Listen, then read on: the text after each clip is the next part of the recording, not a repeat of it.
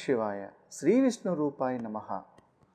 మన దైనందిన జీవితంలో మనం ఎంతోమంది దేవుళ్ళకి పూజ చేస్తూ ఉంటాం.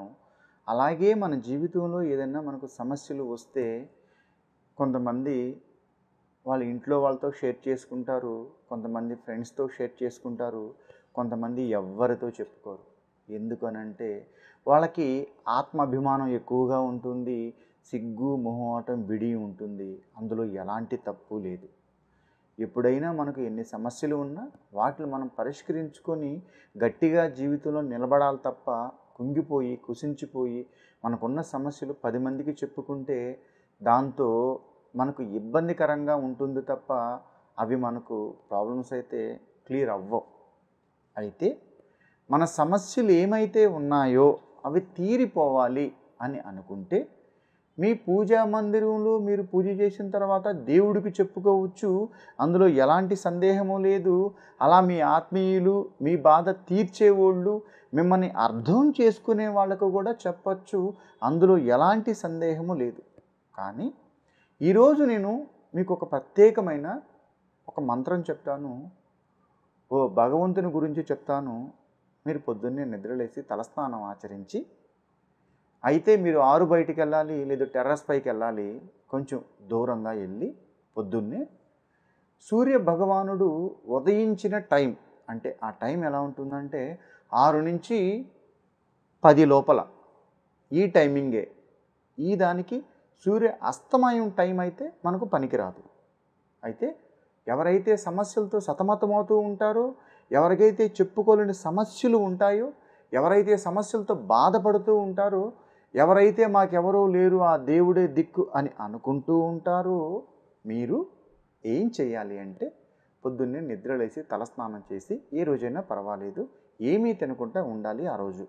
అయితే ఉదయాన్నే సూర్య భగవానుడు ఉదయించే టైం, ఆ ఉదయభానుడి కిరణాలు భూమి మీద పడే టైం అయితే ఇంకా మహా అద్భుతంగా ఉంటుంది. ఆ టైంలో మీరు తూర్పు అభిముఖంగా నించొని మీ కాళ్ళకి పాదరక్షకులు లేకుండా కొంచెం దూరంగా వదిలి మీరు తూర్పు అభిముఖంగా నించొని 2 చేతులు ఇలా పెట్టాలి. ఇలా పెట్టి అంటే ఆ సూర్యుని వెలుగు మీ చేతుల మీద పడాలి. అంటే ఏదైనా చెట్లు బిల్డింగ్స్ అడ్డుండకూడదు. క్లియర్గా మీరు ఆ ఎండలో నిలబడాలి. అంటే మీ మీద ఆ సూర్య భగవానుడి వెలుగు క్లియర్గా మీ మీద పడి ఉండాలి. అప్పుడు మీరు ఓ మంత్రం చెప్పాలి. ఆ మంత్రం ఏంటంటే నమో నమో నమో నమో సూర్యదేవ నమో నమో. ఇంతే. నమో నమో నమో నమో సూర్యదేవ నమో నమో. ఈ మంత్రాన్ని సూర్య భగవానునికి ఇలా చెప్పి ఇలా మీ 2 అరిచేతులు ఆ సూర్య భగవాను వైపు అలా చూపించి మీకు ఏ సమస్యలైతే ఉన్నాయో ఆయనకి చెప్పి మీరు నమస్కారం చేసుకొని మీ పని మీద మీరు బయలుదేరవచ్చు. మీకు ఒక ఎగ్జాంపుల్ చెప్తాను. నా దగ్గరకు వచ్చారనుకోండి, నా ఎదురుగా కూర్చొని గురువుగారు మాకు ఈ సమస్యలు ఉన్నాయి అని చెప్తున్నప్పుడు నేను మీ మాట వినకుండా నా ముఖాన్ని అవతల వైపు యువతల వైపు తిప్పుకొని ఇన్నట్టుంటే ఎంత బాధగా ఉంటుంది? ఎవరికైనా బాధగా ఉంటుంది. ఆ ప్లేసులో మీరు కాకుండా నేనున్నా కూడా బాధగా ఉంటుంది. కానీ మీరు అదే మాట నాకు చెప్తున్నప్పుడు నేను చాలా శ్రద్ధగా మీ మాట వింటూ ఉంటే మీకు చెప్పాలనిపిస్తుంది. అది నేను మీకు ఏదో పరిష్కారం చెప్తాను. అలా మీరు చెప్పే మాట వినకుండా నేను ముఖాన్ని ఆ వైపు ఈ వైపు తిప్పితే ఎదుటివారికి చాలా బాధాకరంగా ఉంటుంది. అయితే దీని అర్థం ఏంటంటే మీరు సూర్య భగవానుడికి మీ మాట చెబుతున్నప్పుడు ఆ ఎండ మీ మీద పడుతున్నప్పుడు మీరు చెప్పే మాట ఆయన వింటున్నాడు. నిలబడి మీ మాట వింటున్నాడు. ఆయన మీ మీద పడే వెలుగు మీకు అభయాన్ని ఇస్తున్నాడు, నేను ఉన్నాను అని. అంటే మనం చెప్పే మన బాధ ఏమైతే ఉందో, మనల్ని ఎవరన్నా బాధ పెట్టచ్చు, ఉద్యోగం లేకుండా ఉండొచ్చు, ఆర్థిక సమస్యలు ఉండొచ్చు, ఆరోగ్య సమస్యలు ఉండొచ్చు, మానసికమైన ఇబ్బందులు ఉండొచ్చు. మన నిత్య జీవితంలో ఓ మనిషికి ఏ సమస్యలైనా మనం పుట్టినప్పటి నుంచి పోయేంత వరకు ఉండేది సమస్యలే. వీటిని చూసి మీరు ఎప్పుడూ భయపడొద్దు. అమ్మయ్య, ఈ సమస్య అయిపోయింది, మాకు ఇంకేమీ లేదు అని దయచేసి మీరు అనుకోవద్దు.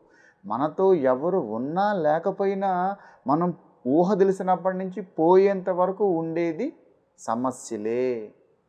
వీటిని ప్రతి సమస్యను మనం పరిష్కరించుకోవాలి తప్ప కుంగి కుసించిపోవడం అంత మంచిది కాదు. అది మన జీవితానికే మంచిది కాదు. మీరు నిలబడే మనోధైర్యమే 100 ఏనుగుల బలం. ఇది గుర్తుపెట్టుకోండి. అంటే మీరు సూర్యభగవానుడితో చెప్పే ఆ సమస్య ఆయన విని మీకు అభయహస్తాన్ని ఇస్తూ మీ మీద ఆ వెలుగునిస్తున్నాడు.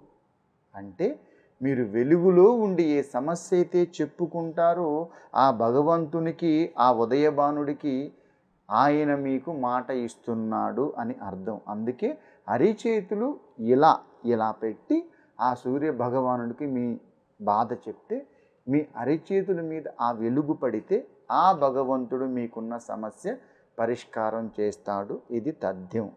నేను చెప్పిన ఈ ఒక్క మంత్రాన్ని చదివి మీరు ఈ సమస్య సూర్య భగవానుడికి చెప్తే మీ సమస్య క్లియర్ అయిపోతుంది. ఈ మంత్రం చెప్పిన నాడు సూర్య భగవానునికి మీ బాధ విన్నపించుకున్న నాడు మీరు ఆ రోజు నాన్ వెజ్ తినరాదు. ఒక బ్లాక్ డ్రెస్ ధరించుకుంటా మిగతా ఏ కలర్ ధరించి చెప్పినా పర్వాలేదు. అయితే ఒక్క బ్లాక్ డ్రెస్ మాత్రం ఉండకూడదు. ముఖ్యంగా రెడ్ కలర్ డ్రెస్ ధరించి చెప్తే చాలా బాగుంటుంది. ఈ ఒక్క పరిహారం చేసి మీరు చూడండి. మీకున్న సమస్యలన్నీ ఎలా పటాపంచలైపోతాయో మీరే చూస్తారు. కృష్ణ.